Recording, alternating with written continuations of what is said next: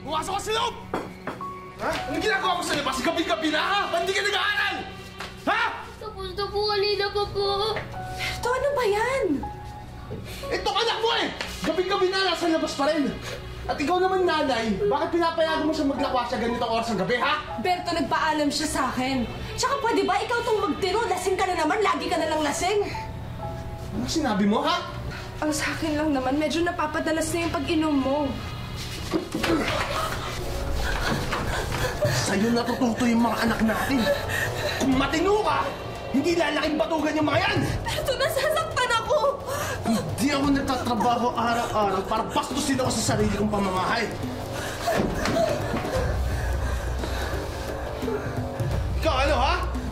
Tutularan mo pa nanay mo, ha? Nanay mo wala silbi, ha? Malilinti ka sa akin! Berto, ano ba yan? Ano? Berto! Berto, tama na! Tama na yan! Berto! Lalaban ka! Tumigil ka! Berto! Berto, tama na! Saway ko sa ano?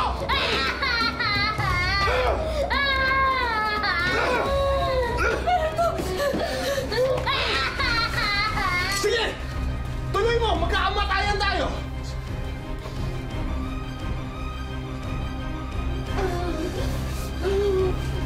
Anong nangyayari dito? Berto, itiwan mo yan! Junior! Junior! Ano ginawa mo sa anak mo?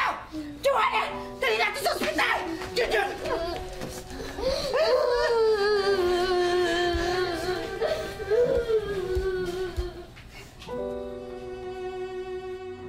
Madalas nalalagay sa peligro ang pamilya ni Joanne nang dahil lamang sa bisyo ng kanyang mister. Tuwing nakakainom daw kasi siya ng alak, madalas nasasaktan silang mag-iina. Ngunit ang kalupitan ng kanyang kabiyak ay isa lamang sa mga matitinding hamong susubok sa pamilya ni Joanne. May hangganan ba ang tibay at sakripisyo ng isang ina? Lalo na't kung buhay na ang nakataya? Magandang hapon po mga kapuso. Ito po ang wish ko lang.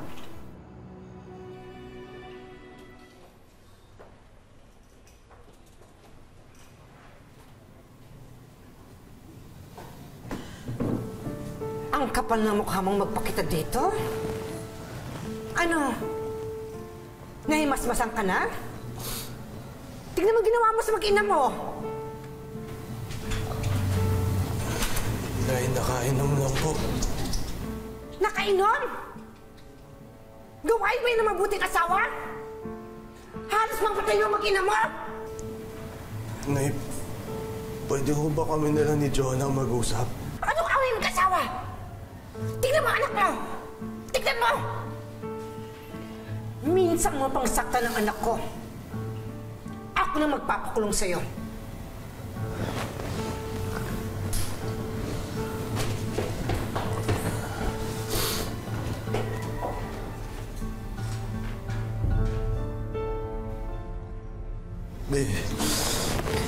Patawad na.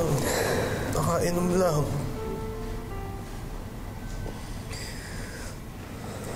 Hindi na maulit. Pangako. Pangako?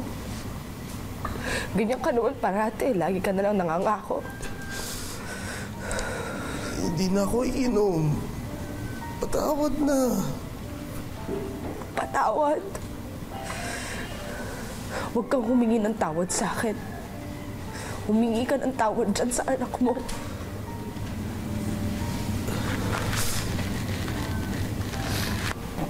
Junjun. Sorry ah. Pagpasensyahan mo na yung tatay mo, nakainom lang ako.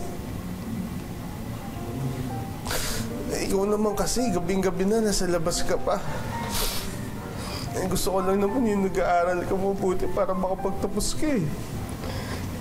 Para hindi ka matulad sa tatay mo.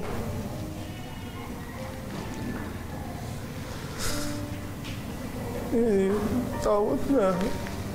Hindi na maulit.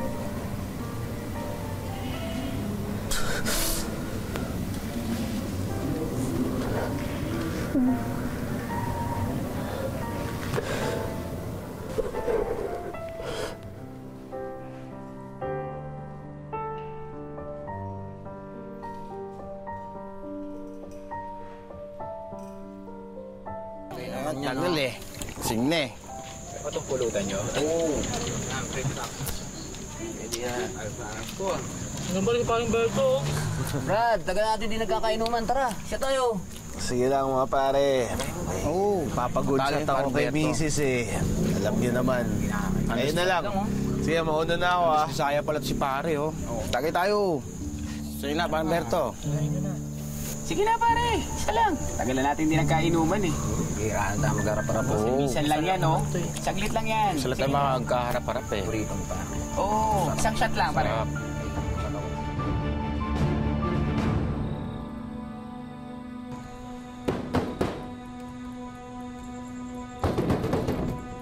John! Buksan mo nga ang pinto! Leche! John!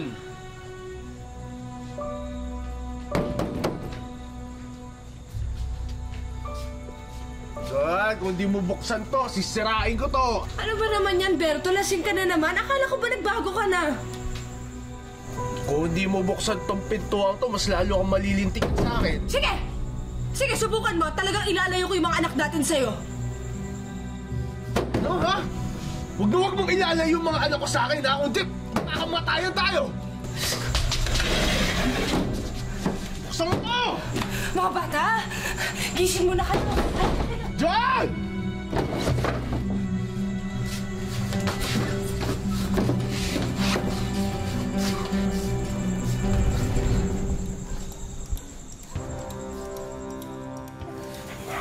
Bilisan mo. Anak, halika na.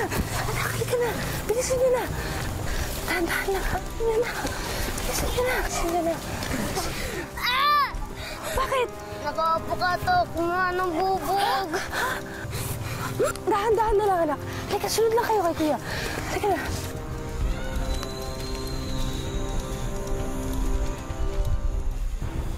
John! John! John! Dahan-dahan lang, ha. Yung mainit. John! Papatayin kita!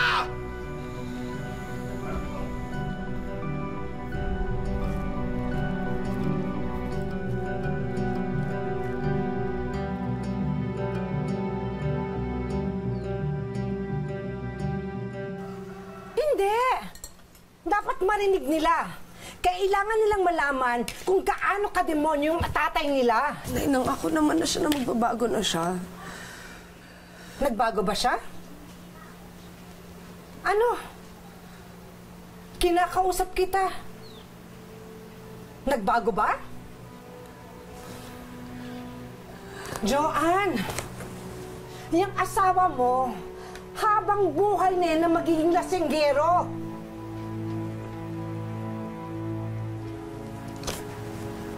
Mga bata, laro muna kayo doon. Usap lang si nanay at saka si Lola, ha? Sige na, ako na dito.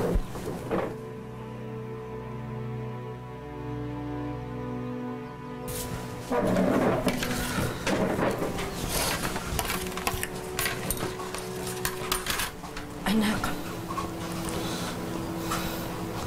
nakikiusap ako sa'yo. Hiwalayan mo na yung asawa mo.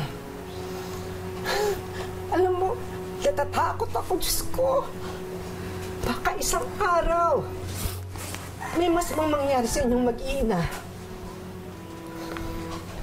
Nay, ayoko naman lumaki nang walang tatay yung mga anak ko. Kung ganyan naman yung tatay nila, mas nanaisin ko pa na lumaki yung mga apo ko na wala silang ama. Nay, natatakot ako. Paano kung hindi ko kaya? Paano ko papalakihin yung mga anak ko, ha? Joanne, magtutulungan tayo. Anak, hindi naman kita pinalaki para saktan lang ng kusino mong lalaki. Ay, asawa ko pa rin siya.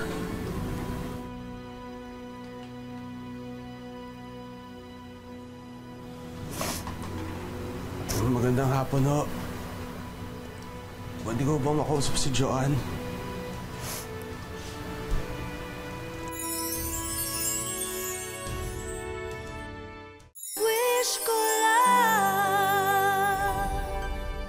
Magandang hapon ho. Pwede ko ba makausap si Joanne? Yan na. Yun na yung demonyo mong asawa. Pag sumama ka pa sa kanya,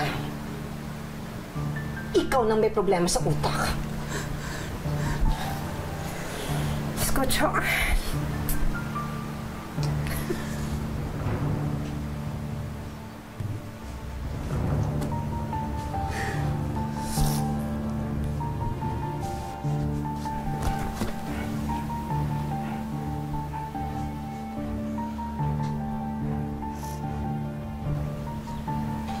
Huwag mo akong hahawakan. Hindi, pwede pa tayo mag-usap sa labas. Sige na.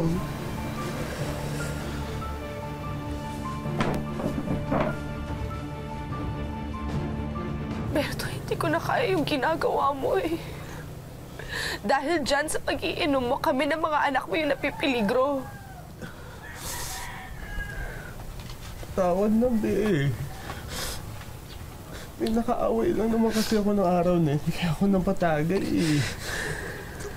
Magpaalissinis ba? Maayos naman tayo, di ba? Oo, maayos, oo. Uli ng ama kasi ke. Pero kapag nakakainom ka, yung masamang espiritu ng alak na yan, sinasapian ka eh. Be,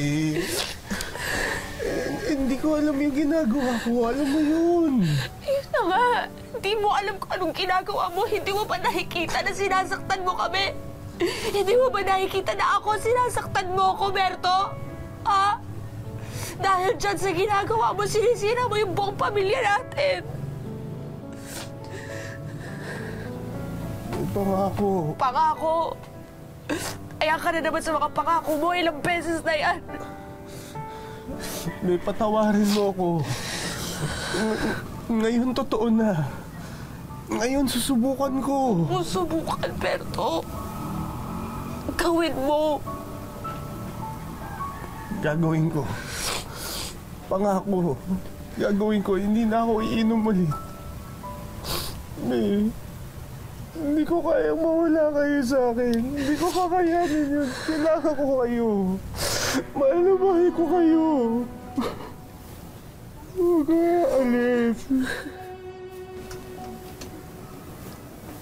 Patawarin mo ako.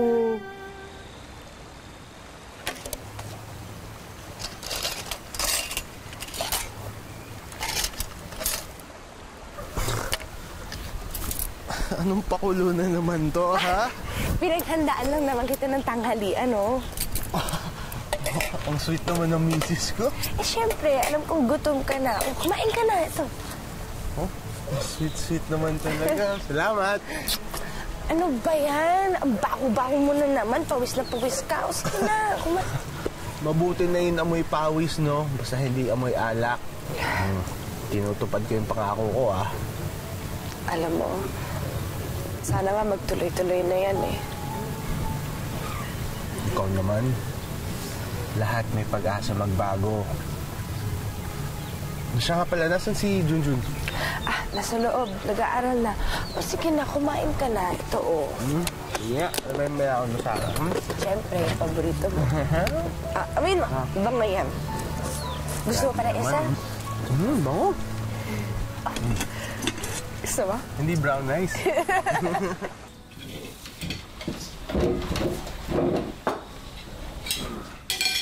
Sarap. Saan ka pupunta? Gabi na. Sa labas lang. Iinom ka na naman. Sus naman, no. Nangako na ako sa'yo, di ba? Hindi ako iinom. Bibili lang ako ng sigarilyo. Pabalik din ako agad, ha? Sige, ingat ka, ha?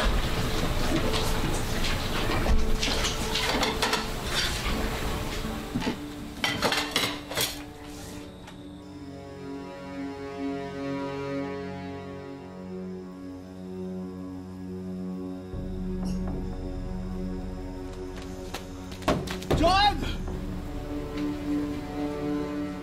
John! John! Ano ba yan? Nangako na siya eh. Joan, tulungan mo ako!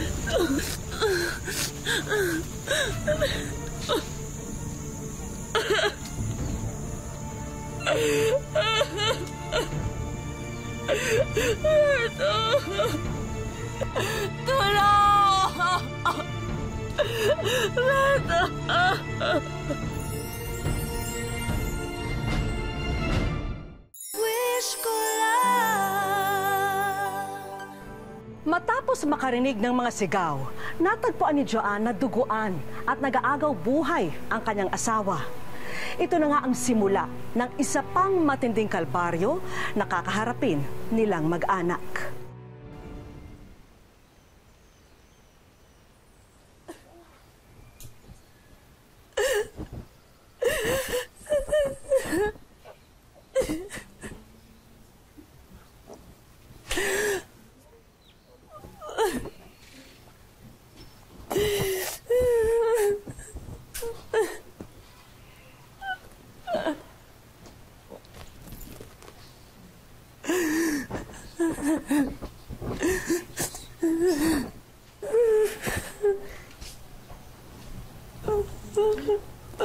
Anak.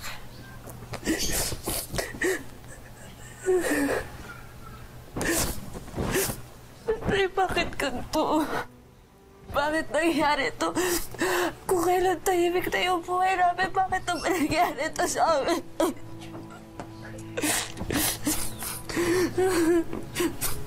Anak, siguro mas mabuti kung doon na lang muna kayo sa akin.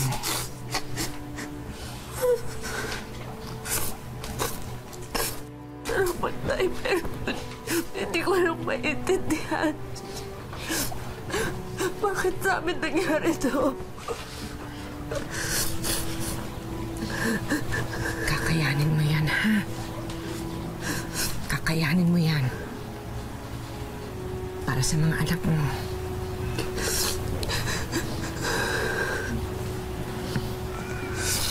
Anak, hayaan mo. Iniimbestiga na ng mga pulis yung kaso. Ang mahalaga ngayon, ang importante, yung kinabukasan niyo.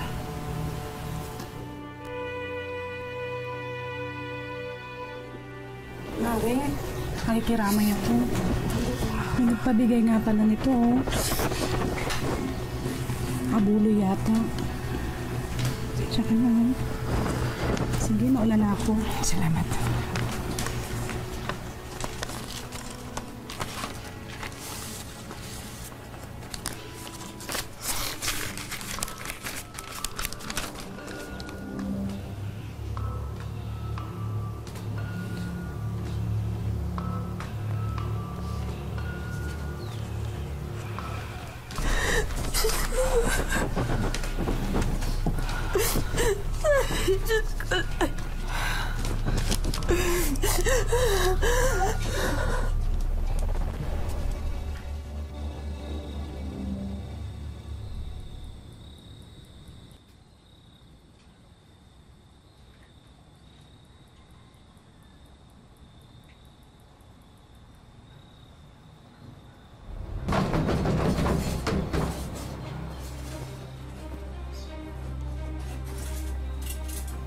Sino yan?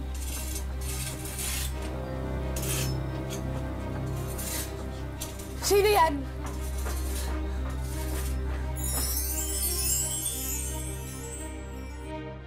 Wish ko lang. Kung sino man kayo, umalis na kayo! Kung Kung hindi kayo umalis, tatawag ako sa barangay!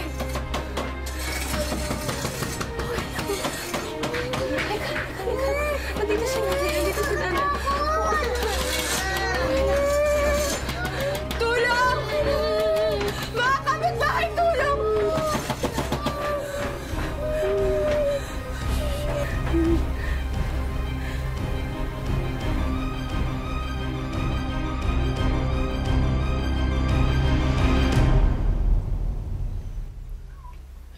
Mas makakabuti nga siguro, anak, kung aalis na lang muna kayo dito kasi nga delikado. Ano bang sabi ng mga biyanan mo na iiwan mo sa kanila yung mga bata? Mahal naman po nila yung mga apo nila, kaya sang-ayon naman ho sila na iwan ko muna yung mga bata sa kanila. Pero Nay, hindi ko na alam kung ano yung dapat kong gawin. Lahat ng mga pangarap ko para sa mga anak ko, sa asawa ko. Ang gulo-gulo na ng buhay namin, Nay. Pati kayo natatamay na. Nay, sinisisi niyo ba ako?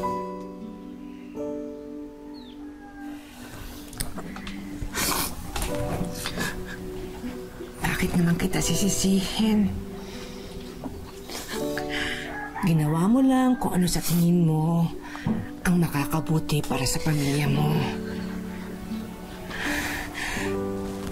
Alam ko kung ano yung nararamdaman ng isang ina para sa mga anak niya.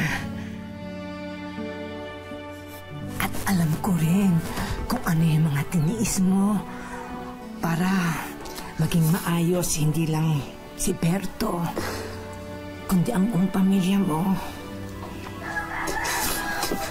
Alam mo, anak, ang kailangan mong gawin, maging matatag ka. Lalo na ngayon, mag-isa ka na lang para sa mga anak mo. Ha? Salamat, Nay. Dito lang kayo, ha? Dito lang kayo.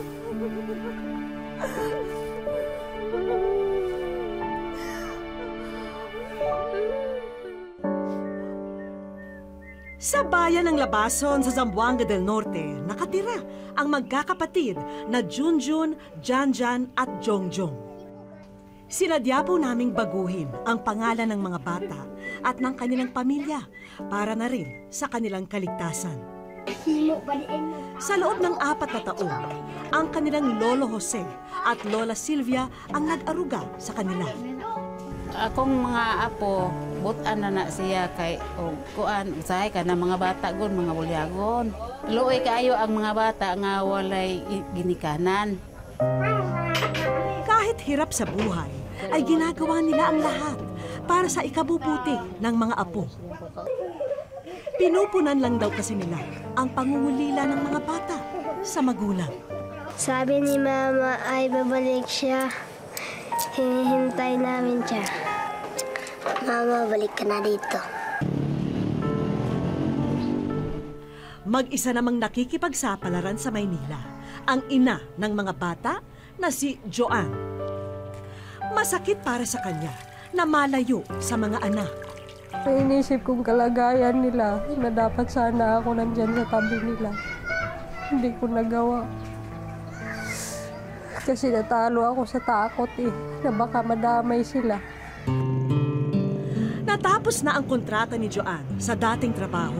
Kaya ngayon ay naghahanap muli siya ng mapapasukan. Plano niya kasi na makuha na ang kanyang mga anak, kaya kailangan niyang mag-ipon ng husto. Mahal na mahal ko kayo. Gusto ko kayo kasama ulit. Kahit wala na ang ama ninyo. Pangarap ko talaga na lumaki sila sa akin. Lumaki sila na ako yung mag-alaga sa kanila. Sa araw na ito, ay may hatid kaming mensahe para kay Joanne.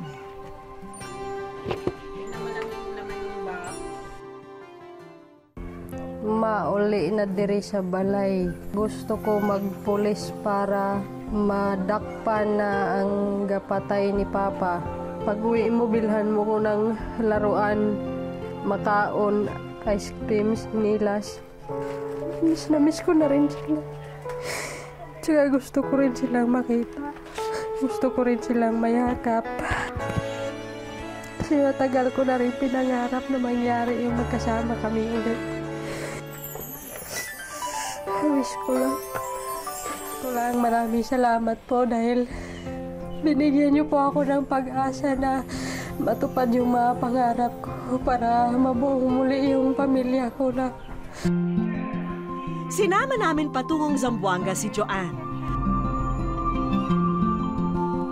Pagkadating sa lugar, agad na dumiretso si Joanne sa kanyang mga anak.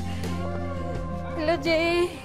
Naging mailap kay Joanne ang mga bata dahil na rin sa tagal ng panahon na hindi sila nagkasama.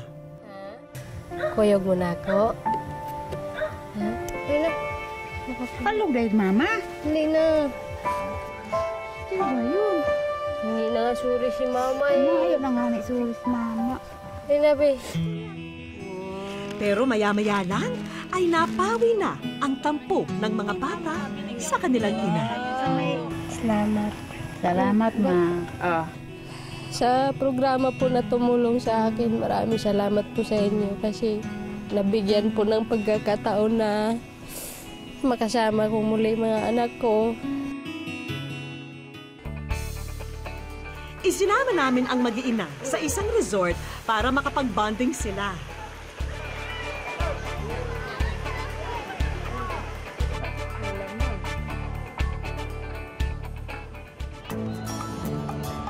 Marami ang nakahandang sorpresa sa araw na ito, kaya't ituloy-tuloy na natin.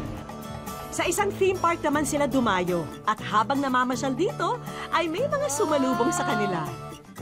Junjun, Janjan, Jongjong, para sa inyo ang mga laruan na yan. Ganda! At may kasunod pa, isang kahon na puno ng mga damit pang bata.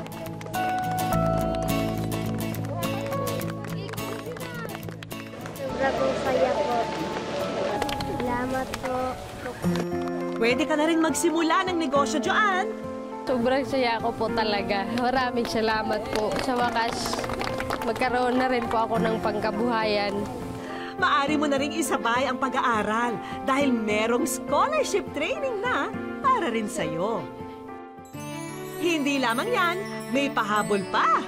May siguradong trabaho na ang naghihintay sa'yo, Joanne. Hindi ka na muling mahihirapan sa paghahanap ng mapapasukan. Sobrang saya ko po talaga. Ito po yung pinakamasarang araw sa buhay ko na nakamit ko. Yung mga pangarap ko na akala ko hindi magkatotoo. Lungkot man ang bumabalot sa kanilang pamilya noon. Ngayon, maaari na silang bumuo ng bago at masasayang alaala. Ipinamalas ni Joanne na walang hindi kayang gawin ang isang ina. Mapabuti lang ang buhay ng kanyang pamilya. Dasal namin na sana ito na ang simula ng katahimikan na matagal-tagal nang inaasam ng mag-iina. Hanggang sa susunod na Sabado mga kapuso, ako po si Vicky Morales at ito ang Wish Ko Lang.